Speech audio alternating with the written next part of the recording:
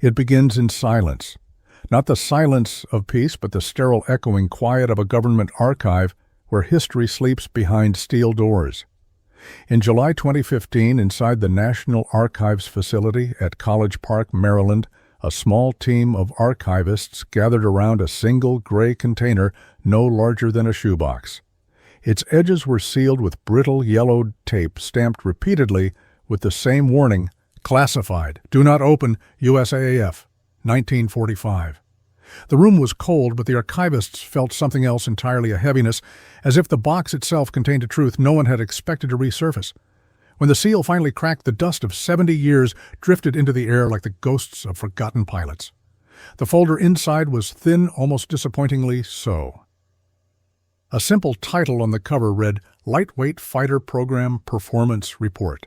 The pages were typed, the ink faded, but legible. And then buried halfway through the document, they found the line that froze the room. Maximum level flight speed recorded 494 miles per hour. There was no hesitation in the narrator's tone, only the factual weight of a number that should have rewritten the aviation history of World War II. Faster than every Mustang, every Thunderbolt, every Spitfire, every German experiment that reached operational testing. But this aircraft, this machine that touched the edge of the 500 miles per hour barrier, never entered production, never appeared in any wartime briefing, and never made it into post-war textbooks.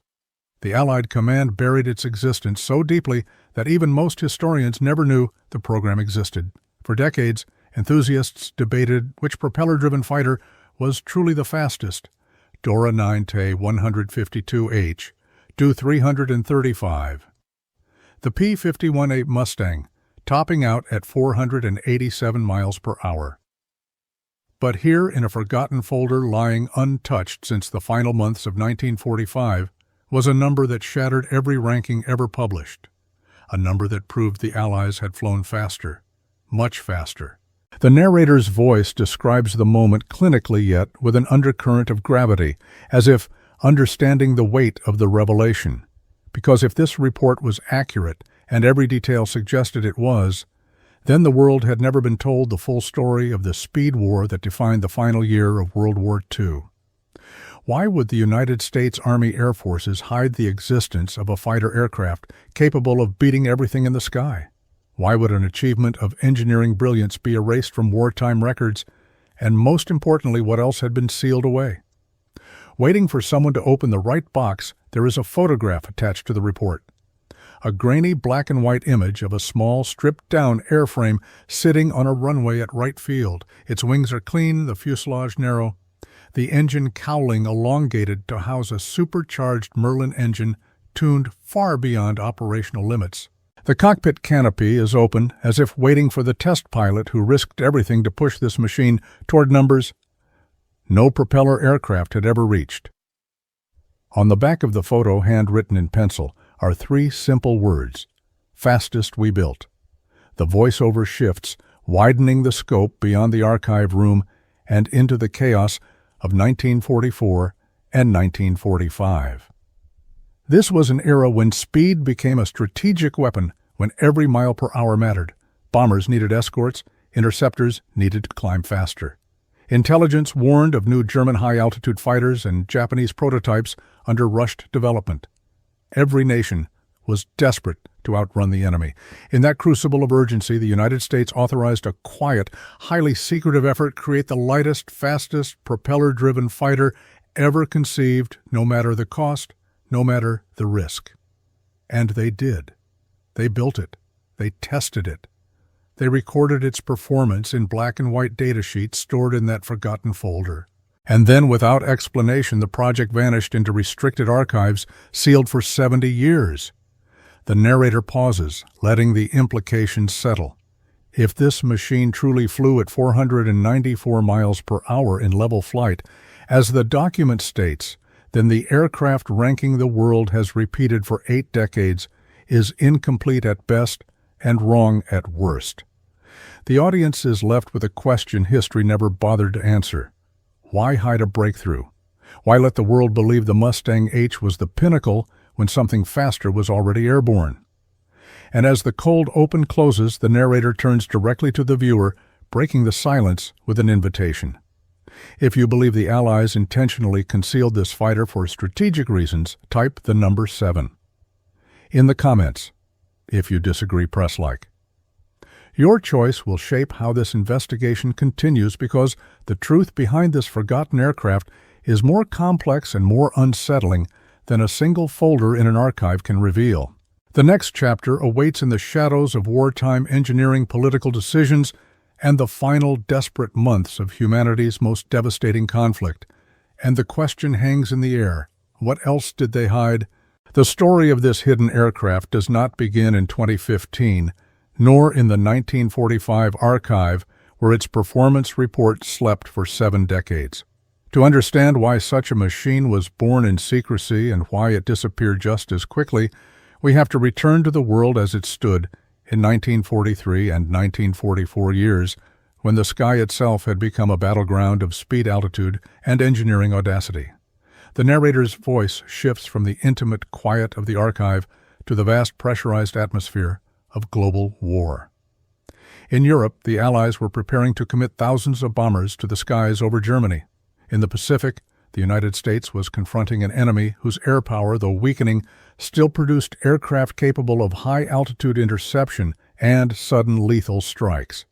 Across continents and oceans, one truth had become undeniable. The war was entering a phase where speed was no longer merely an advantage, it was a requirement for survival. By mid-1943, USAAF intelligence units began compiling reports on new enemy fighter developments. German engineers were already pushing aircraft into performance zones never before tested in regular combat service. The Focke-Wulf 152H, with extended wings reaching toward the stratosphere, demonstrated speeds beyond 470 miles per hour in operational evaluations. The Dornier Du 335 Fafile, with its push-pull engine configuration, was rumored to exceed 470 miles per hour even in early trials.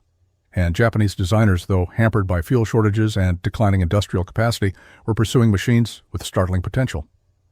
The Nakajima Ki-84 Hayate displayed bursts of performance that alarmed pilots who faced it. The Kyushu J-7W Shinden, still in prototype form, embodied a radical canard design with theoretical speeds approaching the upper 400s. Axis aircraft programs were unstable, inconsistent, and plagued by shortages. Yet the numbers they were reaching on paper and in scattered test report sent a clear warning to the Allies the margins were closing. The supremacy the U.S. and Britain believed they held in aerial technology was no longer secure.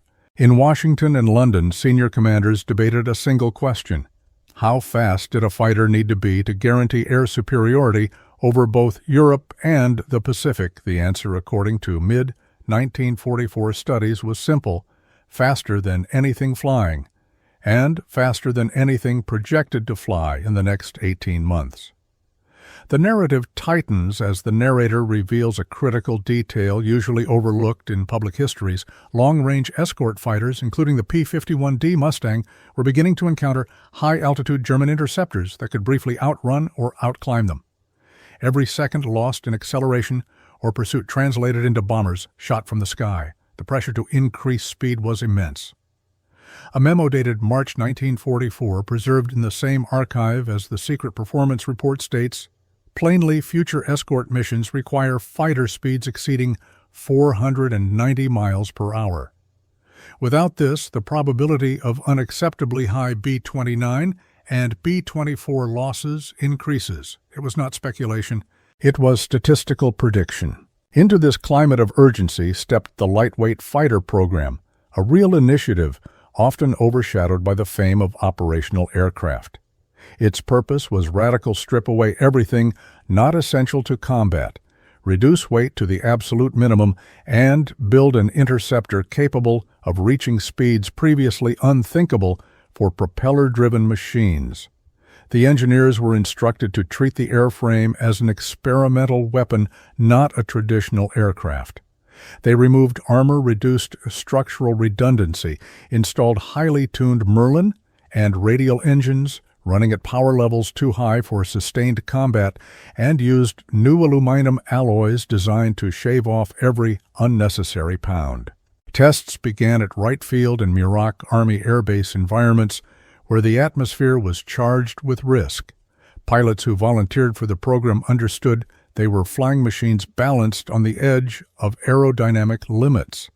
They described how the wings hummed with increasingly violent vibrations as speeds approached the 470 miles per hour range. At 480 miles per hour, the control surfaces stiffened so drastically that even experienced pilots struggled to maintain level flight. Flight surgeons recorded multiple incidents of tunnel vision, gray-out, and near loss of consciousness episodes caused by acceleration spikes. This was not normal test flying. This was a race against physics, one the engineers refused to concede. The narrator explains a crucial parallel. While the lightweight fighters were being tested, the era of the jet engine had already begun. Germany's Me-262 had reached operational combat by mid-1944. British and American jet prototypes were entering trials. The leadership of the USAAF faced a difficult decision.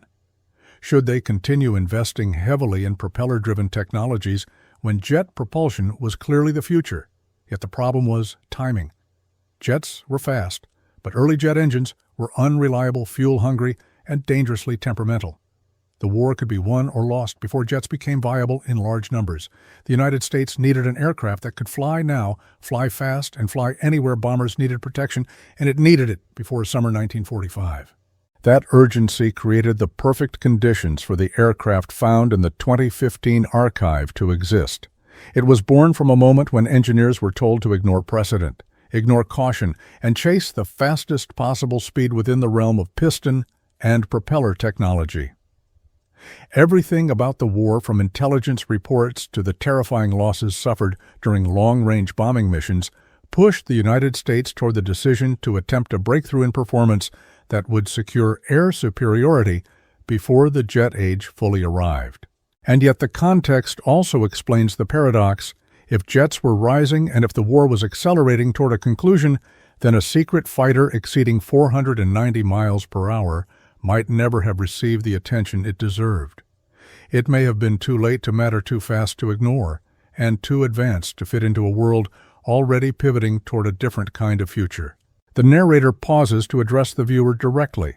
If you believe the Allies pursued this secret aircraft because they feared losing the speed race, type the number 7 in the comments. If you think they overreacted, press like. Your reaction tells us whether this next chapter is a story of necessity or overcorrection, and the answer determines everything that follows. By early 1944, the pressure inside the United States Army Air Forces had reached a breaking point. Intelligence briefings grew sharper, more urgent, more insistent. Reconnaissance pilots returning from missions over Germany reported glimpses of aircraft with unfamiliar silhouettes, longer wings, cleaner fuselage lines, unusual nose profiles. Analysts studying high-altitude photographs saw shapes that did not match any known Luftwaffe models. Reports often included the same phrase, performance unknown, presumed advanced. In war, uncertainty is often more dangerous than enemy fire. The USAAF leadership interpreted every new sighting as a warning that Germany was preparing a breakthrough. It wasn't paranoia, it was pattern recognition backed by real numbers. In January 1944, tests confirmed that the Ta-152H, Germany's new high-altitude interceptor, could achieve speeds above 470 miles per hour. That figure alone sent shockwaves through Allied air strategy. The United States had believed that its premier fighters, the P-51D Mustang and the P-47D Thunderbolt, held a comfortable technological lead. But the Ta-152H proved that Germany had quietly leapt ahead in the speed war. The Dornier Du 335, with its push-pull engine arrangement, added another layer of threat. Though its combat deployment would be limited, early evaluations suggested speeds rivaling or surpassing the Ta-152H. Together, these aircraft represented a chilling reality. Germany was not fading, it was transforming. The narrator's tone hardens as the story shifts from intelligence concerns to direct, measurable consequences. Bomber losses were rising. The Luftwaffe, though increasingly strained, still had pilots capable of delivering sudden, devastating attacks.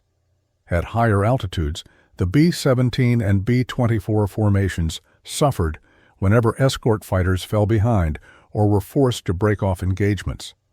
The USAAF could not risk allowing German interceptors to maintain a speed advantage for even a single season. Losing speed meant losing bombers. Losing bombers meant losing the war's strategic initiative. Under these conditions, the lightweight fighter program, initially viewed as an experiment, rapidly morphed into an unofficial race against time. The program's engineers operated in a climate of intense pressure, pushed by the knowledge that every test rammed into the red line of physical limits. They were expected to deliver an airframe that could reach at least 490 miles per hour in level flight. Anything less would be a failure. They removed armor plating, reshaped the wings, optimized cooling ducts, and tuned engines beyond the manufacturer's recommended power ratings. Each component of these aircraft was polished, shaved, trimmed, or lightened. Nothing was sacred. Everything was negotiable except the demand for speed. At Wright Field, test flights became spectacles of controlled danger. Pilots tasked with pushing these aircraft to their limits were often veterans of combat missions. They had faced enemy fighters, anti-aircraft fire, and the chaos of aerial combat. But what they encountered during these experimental flights was different. Instead of dodging tracers, they were fighting physics itself. A once classified pilot log describes a test of one early lightweight prototype. At 465 miles per hour, the aircraft vibrated so violently that the cockpit gauges blurred into illegible streaks. At 472 miles per hour, a high-frequency resonance passed through the wings, and the control stick stiffened, as if frozen in place. Pilots reported needing both hands to maintain level flight. One pilot nearly blacked out during a steep dive after experiencing a sudden surge in G-forces while attempting to recover. The aircraft held together barely, but the message was clear: pushing beyond 480 miles per hour required more than incremental improvements.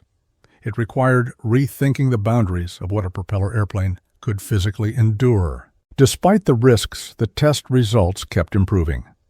The XP-47JA, a radical modification of the Thunderbolt, began to show numbers no one had predicted. It achieved 490 miles per hour, then 500 miles per hour in a controlled dive. Its climb rate surpassed every propeller-driven fighter in USAAF service. Meanwhile, the XP-51J, a lightweight Mustang powered by a high-tuned Merlin engine, recorded performance estimates between 490 and 495 miles per hour in internal data sheets. Although exact figures varied between reports, the trend was indisputable. These prototypes were breaking through the ceiling that had defined piston engine aviation for a generation. The narrator slows the pace to highlight the internal conflict rising within the USAAF. There were two camps, one arguing for immediate emergency production and the other urging caution as the jet age approached. The first camp emphasized that jets were not ready for widespread deployment. Early jet engines overheated, stalled, and failed without warning. Maintenance crews struggled to keep them serviceable, yet the promise of jet propulsion speed beyond 500 miles per hour, the potential for 600 and beyond, pulled at the imagination of strategists desperate for an edge. The second camp argued that investing in ultra-fast piston fighters would divert resources from jet programs. They believed that even the fastest propeller aircraft would be obsolete within a year. The war's momentum forced them to prioritize future-oriented development. The debate grew louder, more contentious, and more politically charged. Each new test result from the lightweight prototypes intensified the argument. If these aircraft truly approached 495 miles per hour in level flight, they could neutralize the Luftwaffe's remaining threats long before jets were ready for frontline duty. But war is not fought solely with logic. Decisions are shaped by urgency, fear aspiration, and the unpredictable rhythm of global events as the sky filled with the thunder of bombers and interceptors locked in desperate combat. Every additional mile per hour achieved by a test pilot seemed like a lifeline. The numbers were more than statistics. They represented the difference between rescue and ruin. Some commanders argued that the war might end before jets could influence combat.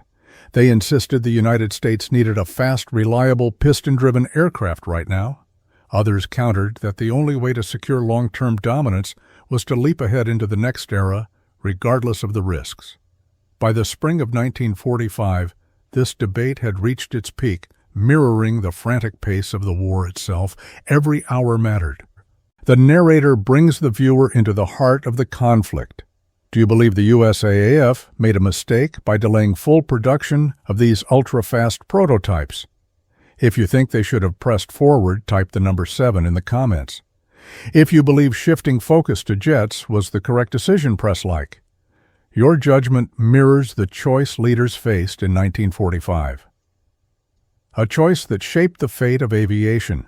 Part 3 closes on a rising note of tension. The aircraft were faster. The need was greater. The leadership was divided. And history was about to turn sharply in a way that would bury the fastest Allied fighter ever built. By the spring and early summer of 1945, the secret American lightweight fighters had reached a point no one in the program had dared predict 2 years earlier. Their test flights were no longer cautious steps forward. They had become bold lunges into the unknown, where every run might reveal a breakthrough or end in catastrophic failure. The war in Europe was collapsing, but the war in the Pacific raged on with brutal intensity. The United States needed every strategic advantage it could obtain, and for a brief moment it seemed these ultra-fast piston fighters might become the final decisive weapon of the propeller age. On a mild morning in May at Wright Field, one of the test pilots, his name redacted in early versions of the report, prepared for what would become the most consequential flight of the program. The aircraft waiting for him on the apron was the culmination of thousands of hours of calculations, sleepless nights, moonlit adjustments, and desperate wartime experimentation. It was stripped bare of every ounce of unnecessary weight. Its engine, a supercharged, highly tuned version of the Merlin power plant, had been pushed far beyond factory limits. Mechanics stood at a distance as the pilot climbed in. They knew the engine could fail spectacularly. They knew the airframe was entering performance regions never mapped by aerodynamic theory. But they also knew this might be their last chance to prove the aircraft's value to the USAAF leadership. The narrator describes the takeoff as if it were unfolding in real time, the violent spin of the propeller, the trembling of the lightweight fuselage the moment the wheels left the ground and the aircraft surged upward in a near-vertical climb. Engineers watched the telemetry, their expressions tight, their hands clenched around clipboards. At 10,000 feet, the pilot leveled out and prepared for the high-speed run. He pushed the throttle forward. The aircraft responded instantly, leaping past 400 miles per hour, then 440, then 460. At 475 miles per hour, the wings began their familiar vibration, but the pilot steadied the machine with practiced confidence. He pushed further. The airframe protested, trembling along its entire length. He kept going. When the test concluded and the pilot returned to the runway, the report logged a figure that would haunt the engineering team long after the program was abandoned: 494 miles per hour in level flight. Though the final verification process and controlled condition tests varied in precision, the raw data suggested the aircraft may have briefly exceeded that number. For the engineers who had poured their lives into the project, it was vindication. For the pilots, it was proof that the boundaries of piston engine aviation had not yet been reached. For the commanders in Washington, the news arrived at a critical moment. This achievement, the fastest level flight speed ever recorded by an Allied propeller aircraft, should have secured the program's future. Instead, it marked the beginning of its end. Because while this test pilot was carving through the sky at nearly 500 miles per hour, Another program was unfolding elsewhere. At Muroc, at Edwards, at the new jet testing facilities, the United States had rapidly expanded. A different kind of machine was taking shape, a machine with no propeller, no cowling, no spinning blades to cut through the air. The jet age was arriving, and it was arriving fast. The Lockheed P-80 Shooting Star had already shown promise. Its early flights demonstrated speeds impossible for any piston-driven aircraft. It was unstable, temperamental, and dangerous. But it offered something irresistible to strategists: the future. Every report from the jet program reinforced the same conclusion. Jets would dominate the next era of warfare. They would reshape air doctrine, redefine combat ranges, and surpass any piston aircraft within a year. It was at this intersection, piston perfection and jet ambition, that the turning point occurred. In June 1945, the Engineering Division of the USAAF submitted a classified evaluation titled Post-War Fighter Procurement Strategy. The recommendation was stark and decisive: discontinue resource allocation to high-performance piston aircraft and transition all major fighter development to turbojet platforms. The war in Europe was over. The war in the Pacific, though ongoing, seemed increasingly likely to end before new piston fighters could be produced in meaningful numbers. Jet technology, despite its flaws, promised a level of strategic superiority far greater than any incremental increase in propeller-driven speed. The narrator lays out the moment with documentary precision meetings conducted behind closed doors, test reports passed between generals, the juxtaposition of experimental achievements on one table, and predictions of jet capabilities on another. Even the tone of the documents changed. Where piston aircraft reports once carried urgency, the jet evaluations carried inevitability. Phrases like long-term viability and post-conflict air supremacy dominated the discussion. Then, on July 18, 1945, the order was issued. The lightweight fighter program was to be terminated, all test flights suspended, all developmental work halted. The prototypes were grounded, some cannibalized for parts, others left to rust at remote airfields. The data, the photographs, the flight logs, the engineering notes, the performance sheets, including the one documenting 494 miles per hour, were sealed under classification protocols. The reasoning was simple. These aircraft were no longer relevant to the future of American air power. They had arrived at the end of a technological era precisely when that era was disappearing. The narrator lingers on a human moment, one of the few instances where emotion intrudes upon the cold logic of military decision-making. In a surviving interview transcript, a test pilot describes standing beside the grounded prototype for the final time. He ran his hand along the wing root, feeling the polished metal still warm from sunlight. He later said, "We built a machine faster than the war needed, but we built it too late." With that, the turning point is complete. The fastest Allied fighter ever constructed was not defeated by the enemy, nor by mechanical failure, nor by lack of capability. It was defeated by timing, by the arrival of a new technology that overshadowed it before it could take its place in the sky. The narrator turns to the viewer once more. If you believe canceling this program was the greatest missed opportunity in American aviation, type the number 7 in the comments. If you believe the shift toward jets was the correct strategic choice, press like. This was the choice that defined the future, and your answer mirrors the debate that shaped history. Part 4 closes with the image of the grounded prototype, silent, perfect, forgotten, while the world raced onward into a new era of flight. In the months following the termination of the lightweight fighter program, the effects of that decision rippled outward through the American military establishment in ways no one fully understood at the time. The war was not yet over. The Pacific still burned with violence as American forces prepared for Operation Downfall, the anticipated invasion of Japan. The skies above the Pacific were a proving ground for every aircraft the United States could muster. Yet, at this critical moment, the fastest piston-engine fighter ever built by the Allies was locked behind classified doors. Engineers who had spent years pushing its airframe beyond the limits of known physics, watched as their creation was sidelined in favor of the untested and unreliable first generation of jets. The narrator transitions into the strategic reality that shaped those final months. B-29 superfortresses were flying deep into Japanese airspace, often without sufficient long-range escort support at the altitudes required for maximum efficiency. While the P-51D Mustang had served admirably, the distances and operational conditions of the Pacific shattered any notion of easy victories. Japanese fighters, fewer in number but still dangerous, used altitude surprise and desperate tactics to break into bomber formations. A faster escort fighter could have altered these engagements dramatically.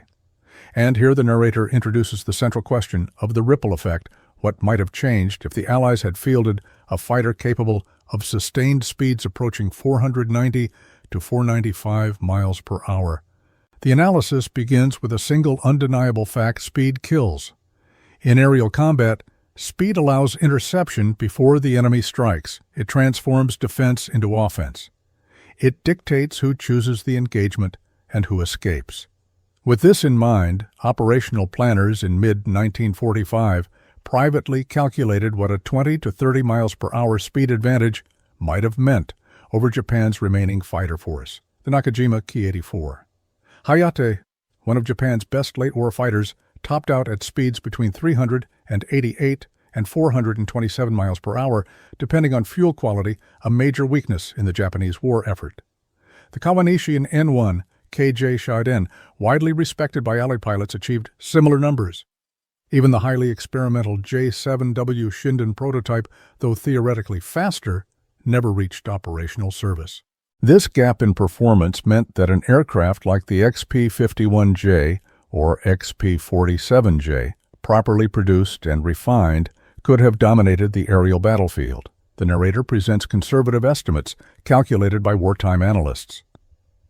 If the ultra-fast lightweight fighters had entered service by August or September 1945, American interception rates could have improved by as much as 15%. This translates directly into bomber survivability. More B-29S returning safely would mean fewer emergency landings, fewer ditched aircraft, fewer aircrews lost over the ocean or captured after being shot down. The strategic implications become increasingly stark as the narrator lays out the numbers. Every percent of bomber loss mattered. Every escort fighter capable of gaining altitude more quickly reduced exposure to kamikaze interceptor hybrids that Japan deployed in desperation. But the ripple effect extended beyond combat efficiency. The narrator dives into the psychological warfare component, a factor often underestimated in aerial strategy. When the Luftwaffe introduced the Ma-262 jet, it sent shockwaves through Allied command. Even though the aircraft ultimately failed to influence the war's outcome, its mere appearance altered Allied planning for months. Germany's Ta-152H and Tu-335 prototypes had similar psychological effects in smaller circles. For the Japanese, already facing industrial collapse and diminishing morale, the sudden arrival of a 495 miles per hour American interceptor might have been a demoralizing blow. Intelligence channels and propaganda units worked incessantly to gather and spread news of enemy advancements.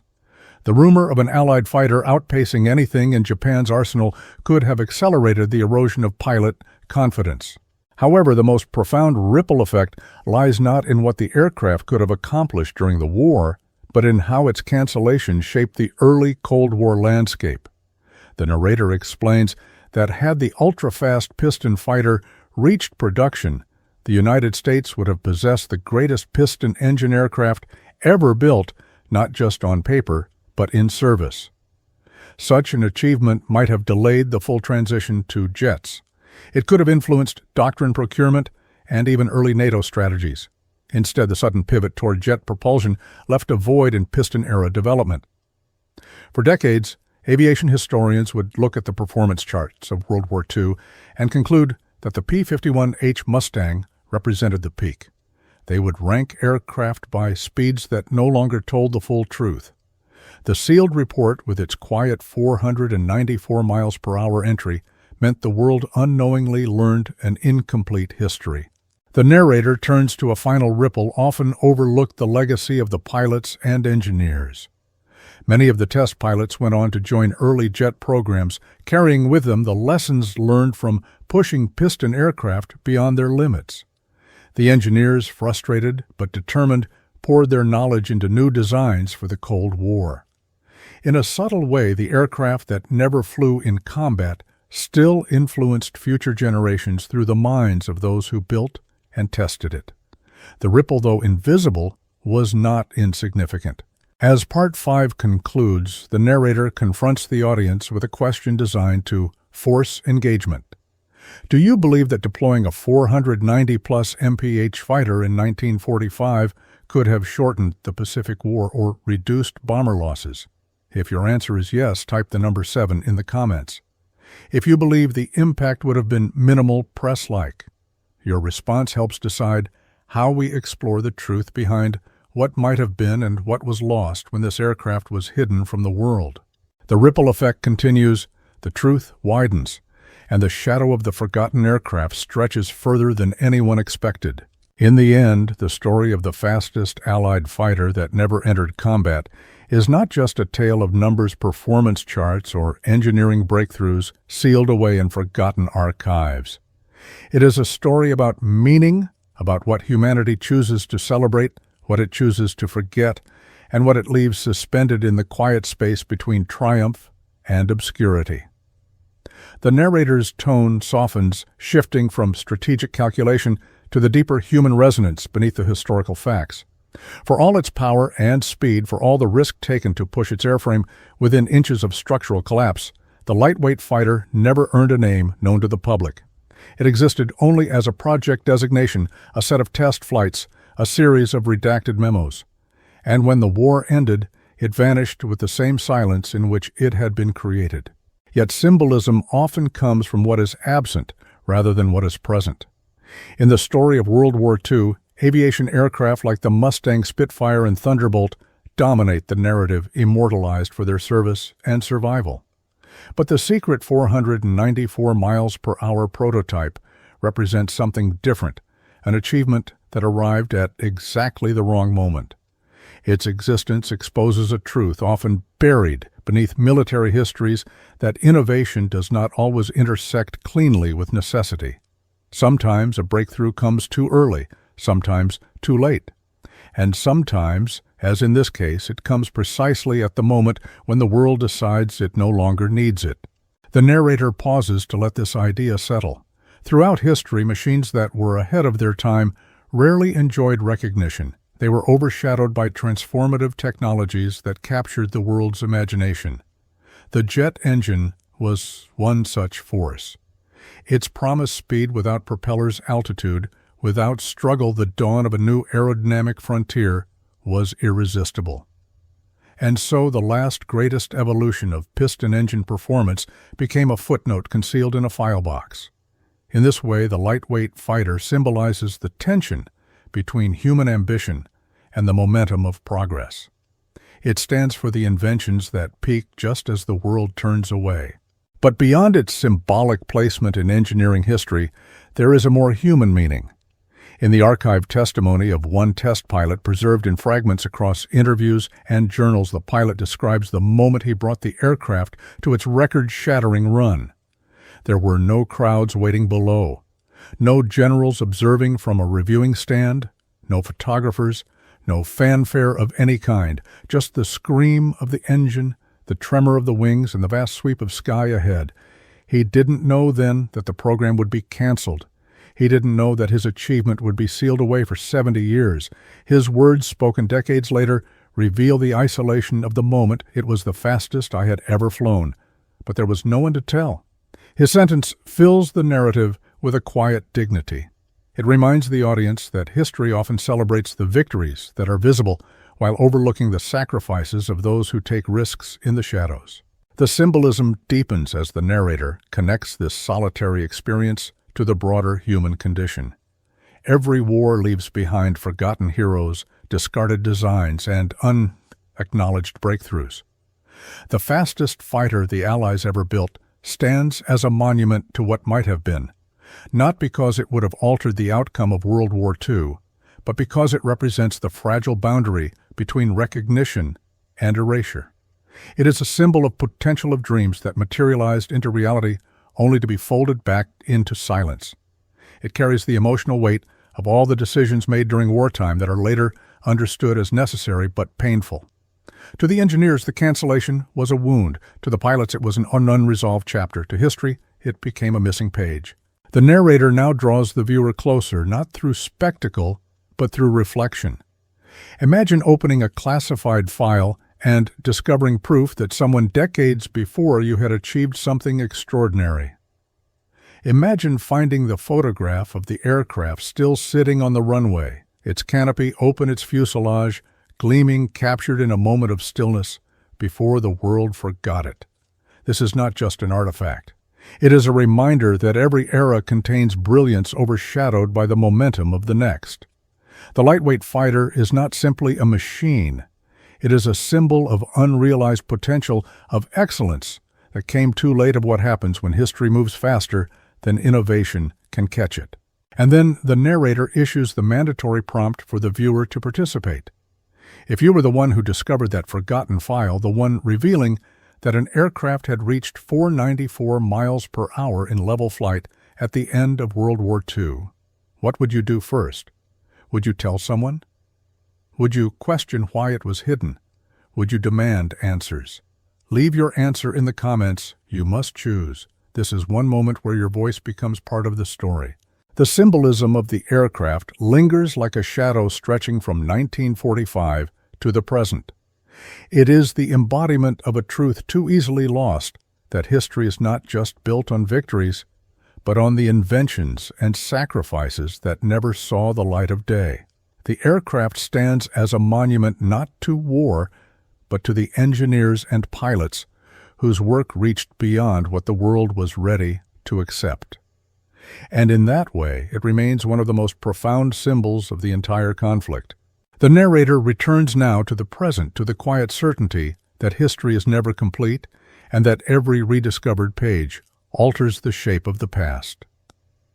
The story of the fastest Allied fighter aircraft ever built, concealed in a gray box, sealed beneath layers of classification for 70 years, does not end with its cancellation or its exile to the archives. It ends here with the realization that the truth was never meant to stay hidden forever. The box was eventually opened. The numbers were eventually read. The silence finally broke. And so the narrator speaks directly to the viewer, guiding them from the shadows of forgotten engineering into the bright scrutiny of historical judgment. The world has spent decades ranking the fastest fighters of World War II. Enthusiasts, historians, and aviation analysts have debated endlessly over whether the Ta-152H, the Do-335, the P-47M, or the P-51H rightfully claims the crown. But the discovery in the National Archives forces a new question into the conversation. What does it mean if the true fastest Allied fighter was never allowed to be counted? A machine that reached nearly 494 miles per hour in level flight, faster than any Mustang Thunderbolt Spitfire or German interceptor of the era, was removed from consideration before the public ever had a chance to know it existed.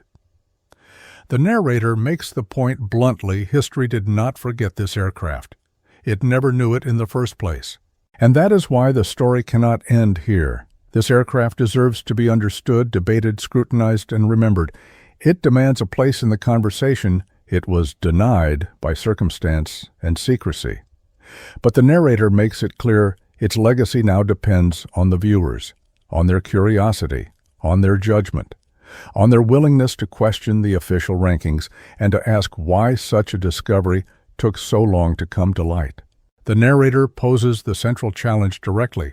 After everything you have heard, after the test flights, the numbers, the cancellations, the sealed reports, do you believe this aircraft deserves to be called the true fastest Allied fighter of World War II? If you do, type the number 7 in the comments. If you disagree and believe the official records should stand, press like. Your response determines how we tell the next chapter of this historical investigation. Then the narrator raises the stakes.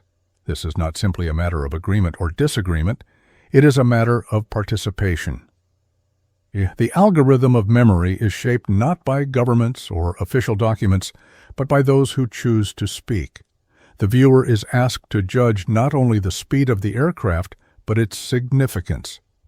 Should it be included in future rankings? Should its performance be weighed against operational fighters? Should a prototype, no matter how fast, hold a place in the story of aviation? Each viewer must decide, and the narrator insists the conversation is not optional. You must comment, you must choose. Silence is the only answer history cannot interpret. As the final minutes unfold, the narrator draws back to provide the wider perspective that binds this entire series together. The lightweight fighter stands at the edge of two eras. Behind it lies the decades-long evolution of piston-engine combat aircraft shaped by crisis, desperation, and innovation.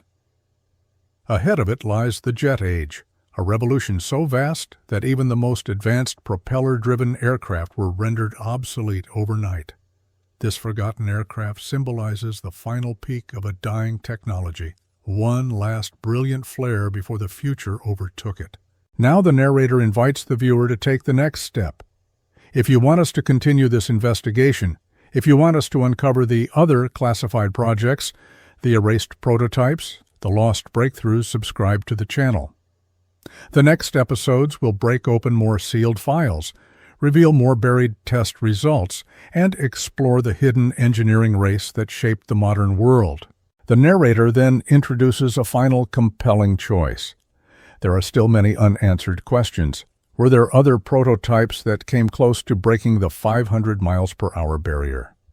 Which nations hid their own experimental fighters? How many reports remain locked away in archives waiting for someone to request them? The narrator makes a direct offer. If you want a follow-up episode revealing the full list of forgotten piston engine prototypes from 1943 to 1946 Type 7 in the comments. Your participation determines whether this story expands. The conclusion lands with calm authority. The forgotten aircraft is no longer forgotten. It has re-entered history through the eyes and voices of those who care enough to ask why it was hidden. The narrator leaves the viewer with a final thought, not dramatic but resolute. History belongs to those who refuse to let it fade. If you believe these stories must be told, stay with us. The truth is only beginning to surface. The screen fades, but the invitation remains. Comment, like, subscribe. The next discovery depends on what the viewer chooses to do next.